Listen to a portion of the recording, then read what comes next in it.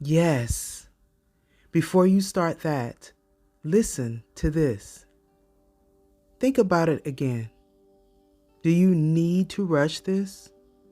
Like, the pause you're feeling isn't doubt. It's actually your system remembering the state of the self. If your energy feels restless right now, it's not because you're lost. It's because something wonderful is asking to move through you now. Let me tell you a story that feels less like a lesson and more like a recollection. There was a moment when momentum arrived all at once. Not chaos, I said momentum. The kind that comes when your will is strong, your direction feels clear, and your inner engine is running hot. This person, maybe you'll recognize yourself here, was already moving. Life wasn't stagnant. Decisions were being made, therefore paths were being chosen. There was a sense of control, of movement with determination. Yet, underneath that impulse, the body carried tension.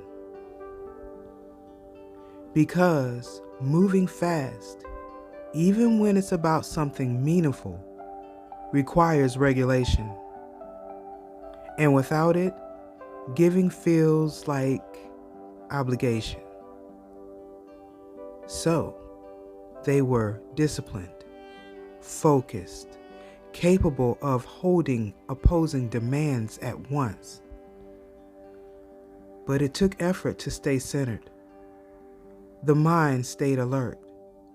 The nervous system stayed engaged. Progress was happening, yes, but it demanded constant correction.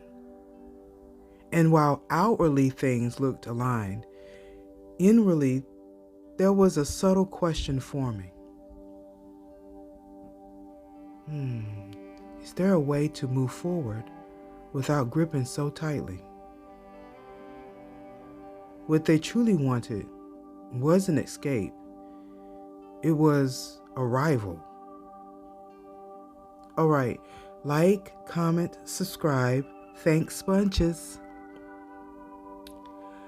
Not the end of the journey, rather a sense of that visceral homecoming. A place where effort could soften into enjoyment, where movement could feel shared instead of solitary, where progress did not require bracing. They longed for a rhythm where energy could be celebrated rather than managed. You know that feeling of, we're safe here, even while continuing through the unknown. This desire was not loud. It appeared as curiosity. What would it feel like to build something sustainable instead of just impressive? What would it feel like to move with others, or rather with life itself, instead of constantly trying to direct it? Because everyone knows the difference between motion and belonging. But here is where it becomes complicated. They were already at a threshold. The cycle was complete.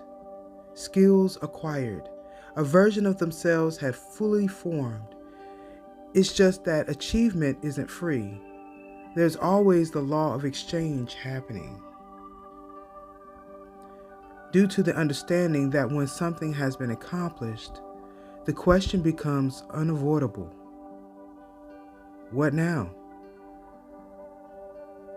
The obstacle was not failure. It was not the fear of starting. It was the subtle disorientation that comes after mastery. When you have already done the thing, momentum can stall, not necessarily from lack of inspiration, but from too many possibilities. The nervous system doesn't know whether to rest, celebrate, or leap again. There was a temptation to rush past the ending, to immediately ignite something new just to avoid the emptiness of transition. Nonetheless, self-regulation asks something different. It asks for integration. And this is where the shift occurred. Instead of forcing the next chapter, they widened their perspective. They stopped asking, "What should I do next?" and started asking, "What direction is naturally opening for me?" They allowed distance between impulse and action. They looked ahead, not with urgency, but with vision. They began to sense which possibilities felt expansive rather than retractive, which ideas invited steady curiosity instead of adrenaline spikes. This was the turning point. Energy stopped being something to discharge and became something to invest. They were aware of the value of holding creative fire without immediately acting on it, to regulate excitement so that it could mature into clarity, to let anticipation stretch just long enough to reveal wisdom. This was not waiting. This was calibrating. And from that calibration, something grounded emerged. Not a grand finale, a beginning with roots.